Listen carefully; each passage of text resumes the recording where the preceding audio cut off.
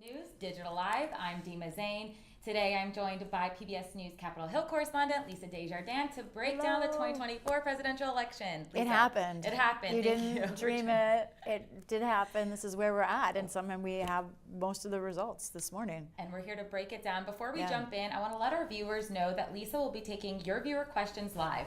We already have some that have already come in, so we'll get to as many as soon as possible. But if you want to drop one in, drop it into your chat, and we'll get to those as well. We'll try and get to as many as possible. Yes. So Lisa, we were here all night watching the votes come in for the 2024 presidential election, and we didn't know exactly the winner last night. This morning, AP has announced that the results are that Donald Trump has won and will be the 47th president of the United States. The results seem to show a massive political realignment underway in the U.S. Can you kind of explain how maybe this election has shifted from what we saw in 2020? It's interesting. I think the jury is still out on how long of a realignment this is, or if it is a massive realignment. It certainly was a clear decision, I think, at this point from what we're seeing, but it was a close decision. Those are two things that might sound like they're conflicting, but they actually are both true at once. So just to recap, folks, I don't know who was awake at 5:35 Eastern time this morning, which was the first minute after the Associated Press called the state of Wisconsin for Donald Trump, giving him more than 270 votes that he needs. We still have more states out. We don't know what his final electoral count will be. We're waiting on results from a couple of states. But I think what we saw the Trump campaign able to do was they really pushed up and got out their votes, especially in rural areas of this country. They said they were going to try and find low propensity voters. Those are voters that may have voted, say, once in the last 4 elections. They don't vote every election. They're not really reliable voters, but they were going to find them and get them out. Often those are men, and the Trump campaign specifically was targeting white men. We saw that work for them in rural America. And just really quickly, we want to let's take a look at Pennsylvania and what happened there, because obviously that was the most important swing state with its 19 electoral votes. Pennsylvania, you usually see massive blue data around Philadelphia and the counties there. But what we saw there, if we're able to look at the map, that's right. So you look at that little blue sort of amorphous kind of triangle there at the bottom right. That's Philadelphia and the suburbs. And if you look at that line at the top of that blob, you can see Bucks County there. That is a county that Joe Biden was able to win. It has now flipped for Donald Trump at this point with a 97% of the expected vote in. If you look at the very top left corner, that's Erie, right on Lake Erie. By the way, the only place where Pennsylvania has a border with a Great Lake. Erie is a county that went for Joe Biden also 4 years ago, and now it seems like it's going to go for Donald Trump. So what we see is two different things going on. Erie, that's white working class voters that Trump was able to sway enough of them to win that county. And then in Bucks County, you're talking about highly educated, also disproportionately white voters in that county. We saw also in Pennsylvania and in some other states that Hispanic voters, still a majority according to exit polls, we can talk about this more, voted for Biden, voted for Harris. So long day. Voted for Harris, but Trump was able to bring down the margins in there and really make some gains in a lot of different communities. And I think Pennsylvania tells the tale of how he was able to get folks who might have been leaning toward him to come out and vote for him. And we'll talk a little bit more about some of those battleground states. But I did want to speak about what you kind of just brought up, which Trump was able to pick up these voters in groups that traditionally are safe for the Democrats, younger voters and Black and Latino voters, which brings us to one of our viewer questions. Yes, let's do it. Let me jump to, it's Katie from Indiana. Thanks for writing in. Why did so many voters choose to vote against their own self-interest? For example, Trump has made racist comments against Latinos and has made promises to deport Latinos, and yet Latino men showed up for Trump. I think that's a question for each individual voter, of course, and that part of the trick about this election is that it shows how differently Americans view these questions. When I have been talking to Latino voters specifically who were leaning toward Trump, especially Latino men, what I was finding was that it's a matter of priority to them. They weren't taking, some of them were not first generation. They had been here maybe second, third generation Latino men, and they were more concerned about things like the economy and jobs. And I think they're also in this election, we're seeing with the groups that Trump was able to increase his margins with, a real pushback at the way Democrats have handled race, especially with men, black men and Hispanic men. I spoke to several African American men who felt that Democrats were talking down to them about race, taking them for granted, talking almost only about race to them when they had very clear needs like farmers. They really needed specific agricultural help from years of discrimination. It was attached to race, but they didn't just want kind of pity for having been discriminated against. What they wanted was clear economic help, and there were some real questions about whether the Harris-Biden administration had actually brought them that help. So I think there is, what we're seeing from these groups when you talk about self-interest is a questioning of whether Democrats, for their talk of inclusiveness, there was a sense from some of these voters who shifted Republican that the action did not meet the words. And I think with Trump, it's almost the same issue, that they think he's going to have action that will help them, even if his words are something that cause friction. And I want to switch kind of to the other side with Harris's message. She trying to garner her support, use this message of unity, but it clearly didn't get her across the finish line. What do you think happened, and why did Trump's messaging ultimately win Harris's kind of out? Well, it's funny. One thing that Trump is very good at is he repeats everyone else's message and makes it his own. He also did talk about unity. The issue for Trump was unity means getting behind his agenda, versus Harris was pitching an idea where I have all the voices in the room. Everybody will be here. I think we're still going to spend some time evaluating why the different messages worked or didn't work. In the end, I think that we're seeing some kind of a longing. I think it has to do with American identity for a strong leader, which Trump has always really kind of put across as part of his identity. And I also think there is some other deeper level, how do I say this? Like, I don't know, like group reaction going on right now in America, where we probably, a lot of us remember in 2015 when Trump first announced, I would say there was, a lot of people didn't take him seriously. Most of the Republican Party didn't take him seriously.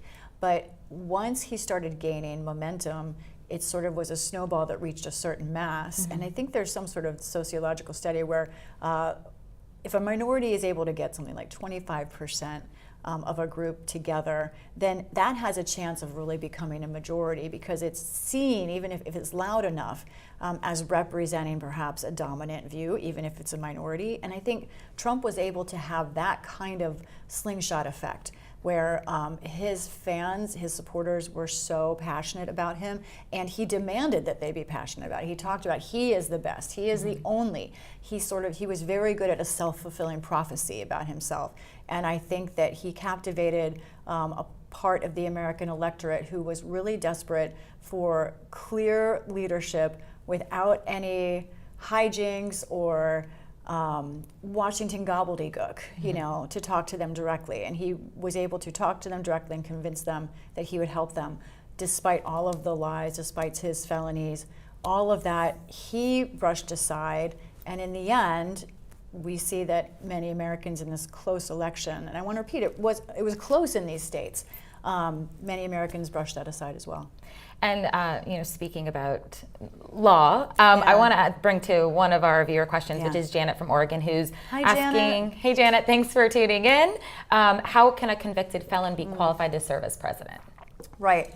Well, the qualifications in the U.S. Constitution for being president are few. Mm-hmm. You have to be old enough, you have to be a natural born citizen, you should be 40 years old, you have to be a natural born citizen. Is that right, or is it 35? It's 35 years old to be president. Yeah. 25, 30, 35, excuse me. Long night. Because Vance is 40, so I got it mixed up.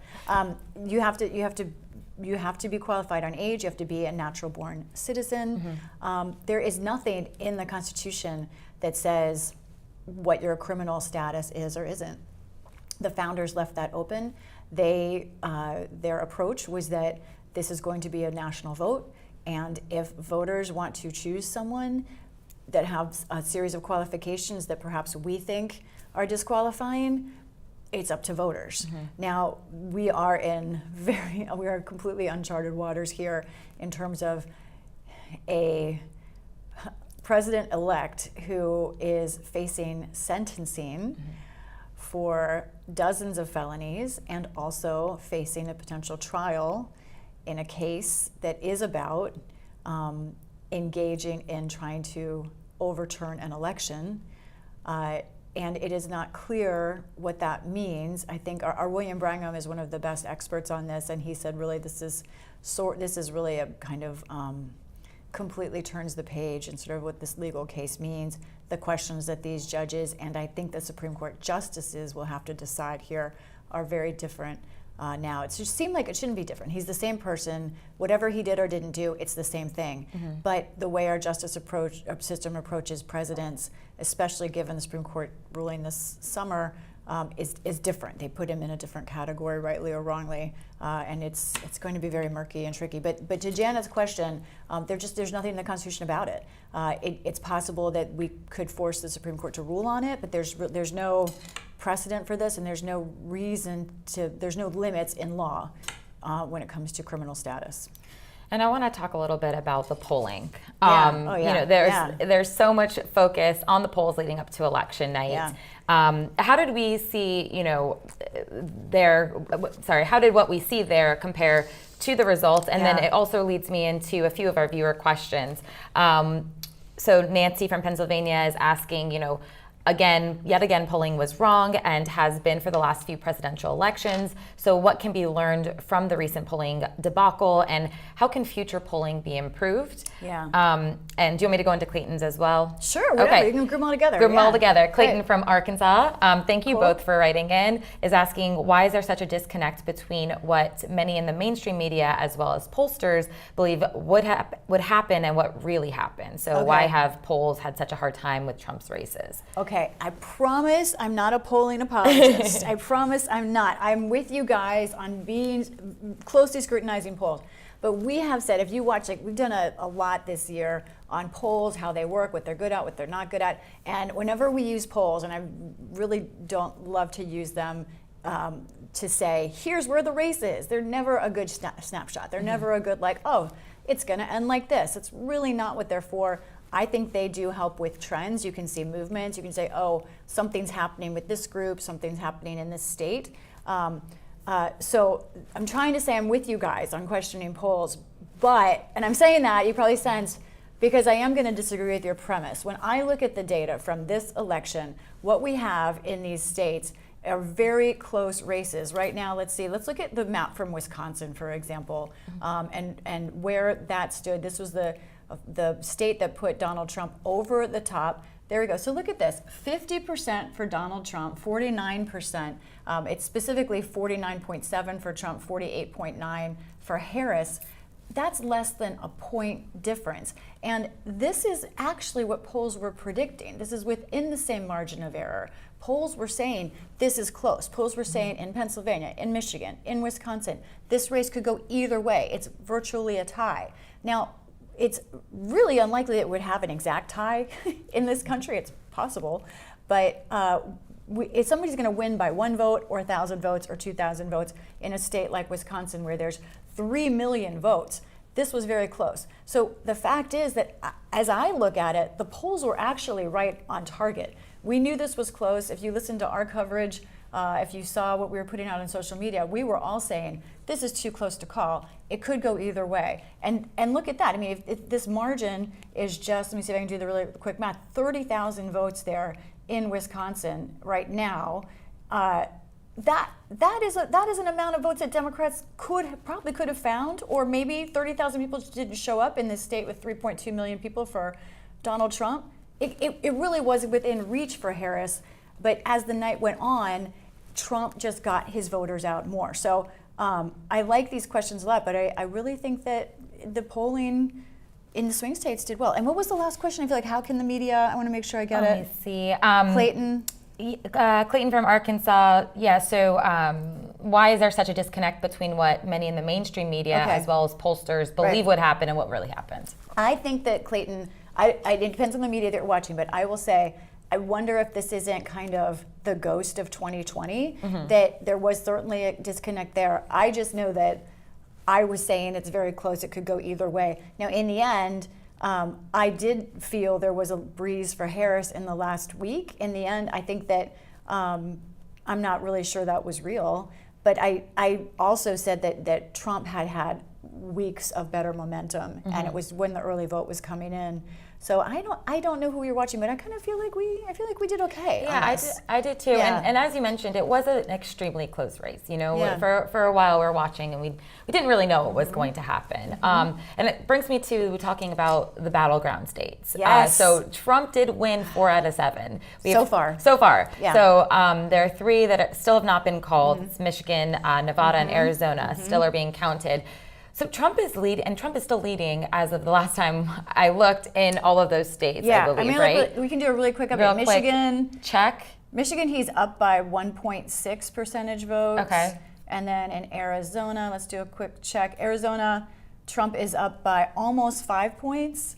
But there's a lot of votes to come in Arizona still, especially in Maricopa County, which is the big one.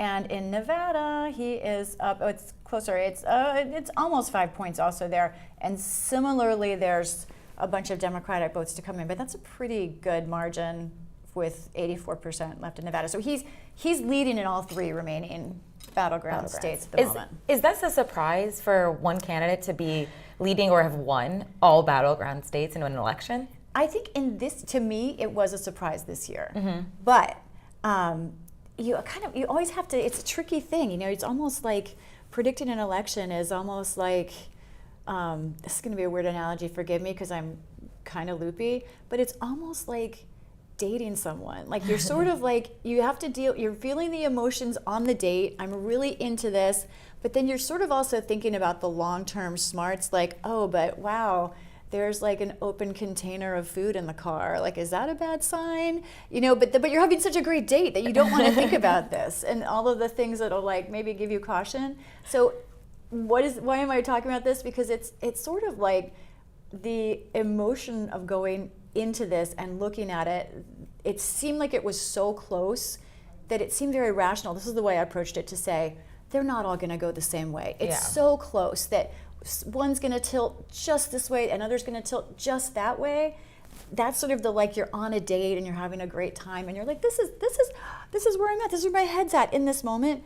But to me, almost the wiser course, looking back at it, was these groups often go the same way. Yeah. We often see swings like this that go together.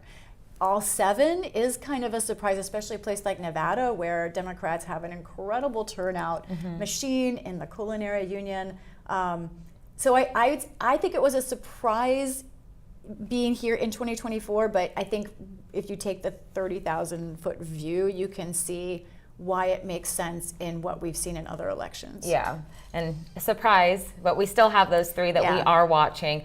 Kind of brings me to another question, and I want to talk about the undecided voters.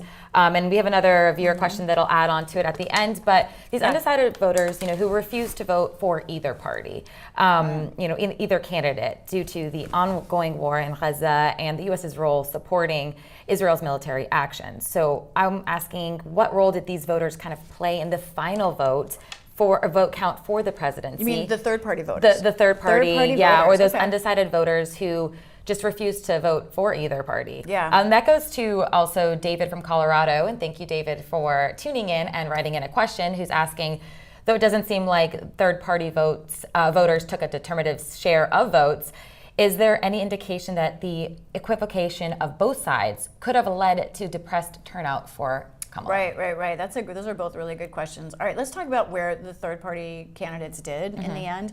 Nationally, these are current statistics based on the results that we have in right now. So we've got Trump nationally 51%, by the way, the first time he will have won the popular vote. That's what he's looking like he will do right now. To Kamala Harris, 47.5%. Okay, so they have the vast majority of the votes. Jill Stein, the Green Party candidate, was the third place candidate nationally. She won half a percentage point. So not even a full percentage point. That is definitely short of what you need to qualify to get sort of on the board and eligible for more kind of financing help and fundraising and federal status.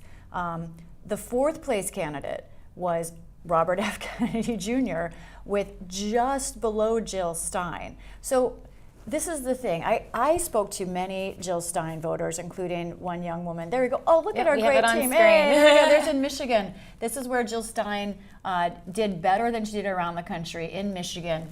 To your point about the real problem that the Harris campaign had with the Biden administration policy in Gaza, this is an above average Jill Stein performance there in Michigan. Half a percentage point nationally there, 0.8% in Michigan. I will say it's not a massive difference, but those 44,000 votes in Michigan really could be enough to have cost her Michigan's 15 electoral votes. And those voters were tired of us asking the question, well, aren't you wasting your vote? Aren't you on the left? Why are you're going to take something from Harris? That is not at all how they saw it. They felt like this was a choice between a policy they could support and policies they couldn't. And they did not feel like it was rational or right for them to make some kind of political compromise. Now, so I think that it's an important group to watch because they're young and they are very serious about their beliefs, and they will continue to be serious about their beliefs in Gaza. I will say I was surprised because I thought Jill Stein would do better because of the passion that I saw in some of her supporters, including in Georgia. I thought she was going to be a bigger factor in this election, but I think in the end, the question of Trump or not Trump probably took a lot of voters who liked Jill Stein and had them vote for Harris. But still, there were a number that stayed with her. And I want to go to another important issue that I think was brought to the polls, which is abortion. So we saw that there were 10 abortion ballot measures during this election. We know that Florida they failed to meet their threshold of 60% that was needed to overturn the state's 6-week abortion ban. So I want to talk a little bit about where these abortion ballot measures stand for those states. Yeah. One that I want to look at in particular, let me pull up the numbers let's start with Florida because you mentioned that the right to abortion right now, that failed to get the 60%, it's got 57%. 57, okay. So it fell just short of the 60% needed for it to become part of Florida law. There was a very big push in Florida on that, and Democrats were hoping that that would also help their candidates down ballot, maybe even in the U.S. Senate race. That did not come to pass. Another place that I think the abortion referendum was something that was part of Democratic strategy and hope, but I did not pan out, is in the state of Arizona, where there was a right to abortion measure on the ballot. It passed by more than 60%. Right now it's getting 61%, 62% in Arizona. I bring this up because remember that number, and I'm going to pull out the current numbers for president in Arizona. 62% of Arizonans voted to codify abortion rights. 52% of Arizonans voted for Donald Trump. So a majority voting for abortion rights, a majority voting for Donald Trump at this point. And I had a really interesting conversation with a key Republican in Arizona about this sort of disconnect. There you see that Arizona right now 52% for Donald Trump. And look at all those votes around Phoenix. That's where we're still waiting for a bunch of the votes to come in from Maricopa County. I talked to a Republican with a lot at stake in Arizona, and he told me that their polling was showing that the abortion referendum, this is one of the most interesting things I heard in the last week, the abortion referendum in Arizona may actually have been hurting Harris in a way because Arizonans knew it was going to pass. It was very clear in the polls it was going to pass. And they were picking up on people who were feeling like, we're going to codify this, we're going to lock it in. So I don't need to worry about Donald Trump. He's not going to be able to affect the law in Arizona. We're going to protect abortion here. So I don't really think I love Harris, but maybe I'm interested in Trump a little bit, and I feel okay about abortion because we're locking it in, which is the opposite of what Democrats wanted. But I think the abortion issue has been percolating so long, I think people have been exhausted by it a little bit, and they were starting to think of it in new ways, in unexpected ways, post-jobs. And I want to jump into, we have so many viewer questions. And again, I'll try and go faster. No. I mean, I have my questions I always want to get to you because I'm always fascinated to hear from Lisa as well. But we want to get to your viewer questions. So let's jump in. I thought this one was interesting. I think it's R. Soli, I believe, on Instagram. Okay, cool. Is there any possibility at all that Harris could still win? Have all the mail-in ballots been counted? The Associated Press, when they call races, they are very careful. They don't call it until every possible mathematical chance for a candidate is gone. And when you look at the map, the states that they have called mean that there is not a mathematical path for Kamala Harris. All right. And that kind of brings me to another one from Jamming Figs on Instagram, love the username, who's asking, how likely is it that votes in battleground states will have to be recounted? Sorry, actually I'm switching up to Jamming Figs. You asked how were some races called by the AP before there were any votes in. Sorry, it's been a long night for us. And then we'll go to, I think it's Anya Wolf 2027 who's asking how likely is it that the votes in battleground states will have to be recounted? Okay, both great questions, and I'm so happy with the AP question. You should check out, we did an extensive story. We also wanted to know, because we rely on the AP, exactly what their method was, and they wanted to be transparent. They spent a lot of time on transparency this election cycle. All right, it is such a good question. How in the world are they counting, how are they calling elections before the votes are even in? The AP has 3 different sources of data. One are the results. They have 4,000 people in counties all over America waiting for the real-time results. But they also use voter surveys. They survey over 100,000 voters in the days leading up to the election, probably around 120,000. I haven't checked the exact number for this election. This is by far the largest survey. It is not a poll, like it is a survey of a massive group of American voters to find out what they think, where they are, how they're voting, if they're voting, all of that. And they have so many in that survey that it tells them the contours of many states and many districts. So for example, you could see in the survey that you're getting one candidate with 60-70% of the vote in the surveys, and it could be a survey of 10,000 people. And we know by statistics that it just really mathematically could not be the case that that survey could be so off that one candidate, that it would flip. You know, versus, of course, some people might bring up the early parts of the 20th century when polling was bad and there was a bad race call, obviously, for the president. That's not how it works anymore. It's mathematical, and it's driven by thousands and thousands and thousands of surveys. So that is how the AP sees it, and that is why they call it that way. And what was the second question? Let me grab it. It was the... how likely can the battleground states be recounted? I think there could be some recounts. There are a few states with automatic recount provisions, but if Harris concedes, as we expect, there we go, her to do, I believe her campaign has the option of, and the parties have the option of saying we don't need a recount. And I need to check the exact rules in the states. It's possible there could be recounts, but I think that the race for president is over. There could be recounts in some of the very close congressional races that we're watching for sure. And I want to turn to and Nick, our Nick Schifrin, our foreign affairs correspondent. Yes. He did a report on this earlier, prior to the actual election that we saw unfold yesterday. But this brings me to Melody from Virginia. Hey, Virginia. What up? Hey. What actions are law enforcement taking regarding interference by Russia in our elections? How are bomb threats to polling stations by Russia being handled by government? Right. We saw a lot of this, of course, in the last day and more in the last week. Some of this, the way that they're handling it is is network the right word? Let me say a quiet but large force of federal workers from the Department of Justice to state investigators and even county election officials who have been spending a lot of time building up cyber infrastructure, changing how they approach security this election. They've been working on it literally for the last 3 years to change their approach. So there's unseen kind of a phalanx of thousands of people who are working on this issue. Now, part of the way that they've been dealing with this is to be more public about what they see. And that's why yesterday we saw an unusual thing, which was the Secretary of State of Georgia coming out very quickly and saying, we are getting bomb threats. We believe they are connected to Russia. Usually that's the kind of information that takes like a couple of days to sort out, but they wanted to say right away, this is where it's coming from. And they wanted the public to understand what was happening so the public could be aware, kind of watch what was going on. And also, because when you attack a threat like that, when you put it out in public, it also can sort of help it disseminate. Absolutely. It's a really effective way to try and take it down. So that's one thing they're doing, is being more public about it.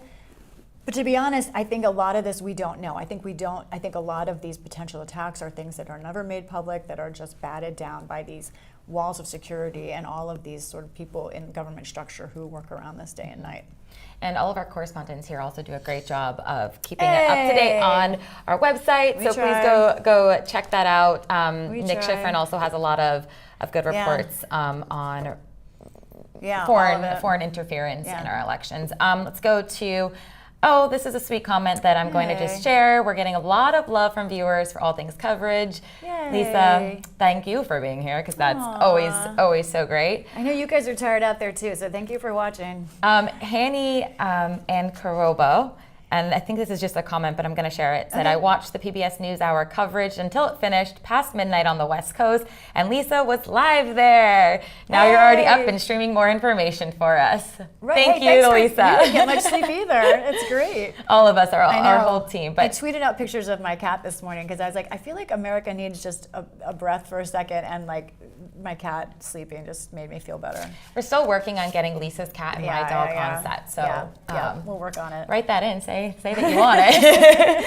Let's go to a few more viewer questions. Again, thank you all for writing in. There's so many, so we're trying to get to as many as possible. And all that jazz on Instagram is asking. Nice. I know, that's a great name. Some of these names are so unique and fantastic. I lost them on this page. Okay, will Trump leave the office of president after 4 years?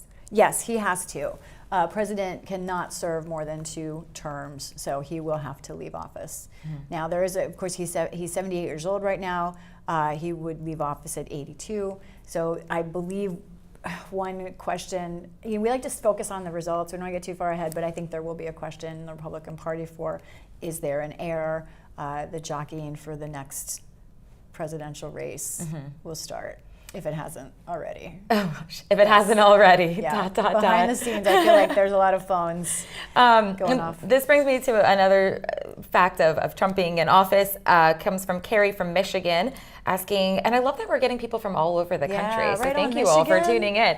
How quickly will Trump be able to enact his agenda, specifically in regards to federal agencies and no legislative actions? What a good question. This is what I think a lot of our team is going to start focusing on. It depends on the issue.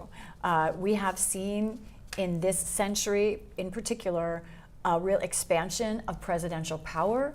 This is in part because Congress has been too closely divided to pass laws to push back at the president.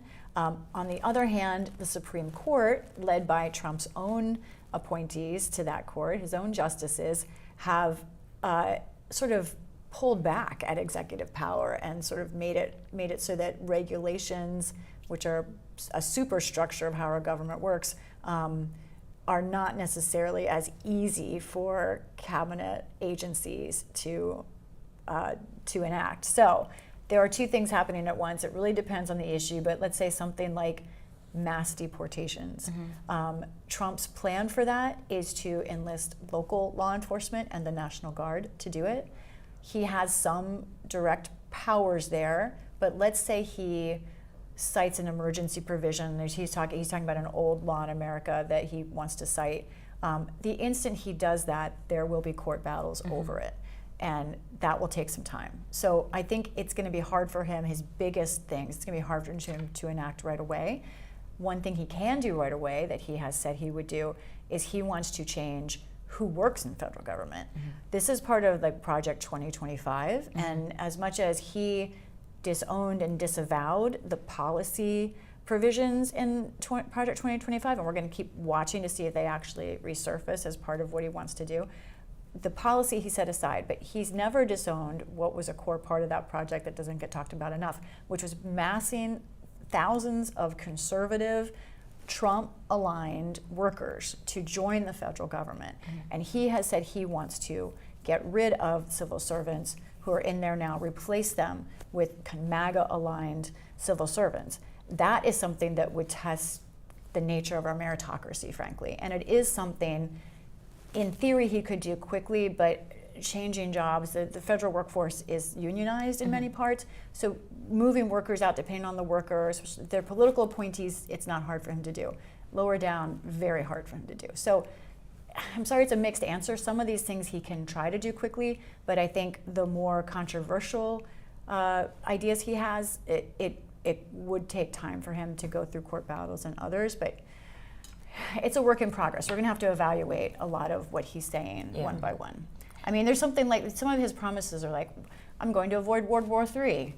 Okay, done. Apparently that's done. We're not in World War III at the moment, so something like that, yeah. Some of it, a lot of it's watching. Negative, and also what's to come. And I want to talk, obviously, the presidential election.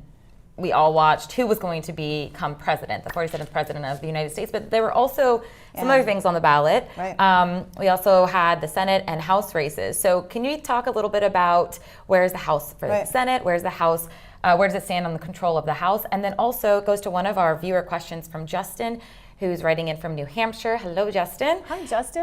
What can Americans do to safeguard the Constitution and democratic norms if Republicans complete the quote-unquote trifecta? Okay.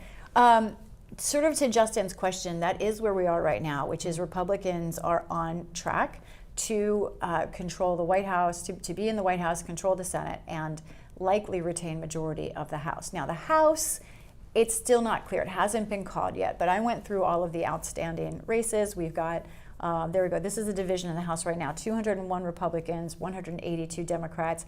That is the races that have been called by the Associated Press.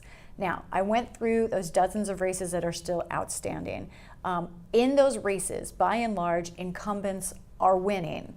That's bad for Democrats' attempt at taking over the chamber because Republicans had more incumbents to start with, basically. Democrats needed to pick up a net of 4 seats. By my math, if you look at all of the races, you look at who's leading in these uncalled races right now, I have actually Republicans gaining 1 seat at the moment. That is 5 seats fewer than Democrats need to take over the chamber. Now, there are still probably a dozen races that are sort of close. There's 3 races that are within 1 point. So it's possible that Democrats are able to pick up 2, 3, 4 seats. It's very hard to see. Lisa, I'm so sorry to interrupt you, but we just had breaking news that AP just called that Trump won Michigan. So we're going to bring up a map on the screen. There we go. Okay, let me see if I can get the exact numbers here. Hold on a sec. Let's refresh. All right, so there we go. 50% to 48 in Michigan. And then here we go. We've got Donald Trump. It's 49.8% exactly, and 48.3 is the exact total for Harris. And again, we still have the 0.8% for Jill Stein. That margin, let me do the math really quick. It looks like Harris is down, doing the math quickly, about 81,000 votes is where she's down right now. Jill Stein's 44,000 is not enough for her to have made up that margin in Michigan. Jill Stein on or off the ballot looks like it would not have been enough for Harris to win in Michigan, and the state has decided to go for Trump. So this is a state that has swung back and forth in the last few elections. Also, we'll mention that we still have a Senate race out in Michigan at the same time. Let me look at where that is, because that could change the nature of the U.S. Senate, the majority for Republicans. Look at that, wow. The U.S. Senate race in Michigan, as Trump wins the presidency, Democrats are still leading in the Senate race, but barely. Alyssa Slotkin, 48.6%, Mike Rogers 48.3%, and the quick math there, it's about 18,000 votes difference between those two. We have almost 99% of the vote in Michigan. So that's a case, someone was asking about recounts. That's a case where we're, I think within, I need to check the recount vote rules in Michigan, but that's a very close margin that typically would lead to a possible recount. Let me check those rules really quick. But yeah, so there we go. Okay, so now we look at the total of the electoral map for former President Trump, former and future President Trump, I should say. I'm trying to bring up the total. There we go, 292 electoral votes for him, 224.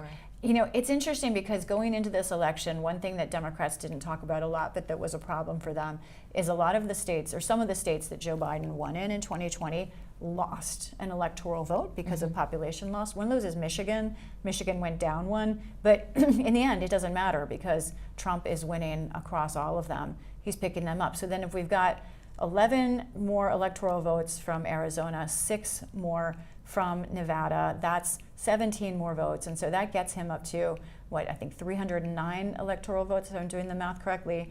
And that, I believe, would be Trump's largest electoral victory if he does pick up Arizona. Or actually more than that, 3, because Alaska's not called. And it looks like we have 1 district out in Maine probably still. Maine is not colored in. So anyway, so 309, maybe 312, maybe 313. That's certainly his largest electoral victory. That's the groundwork. That's the trajectory right now. And I think we only have time for one more question. Okay, all right. What's it going to be? Thank you. So I'm curious. We obviously did not hear from Kamala Harris yesterday. Yeah.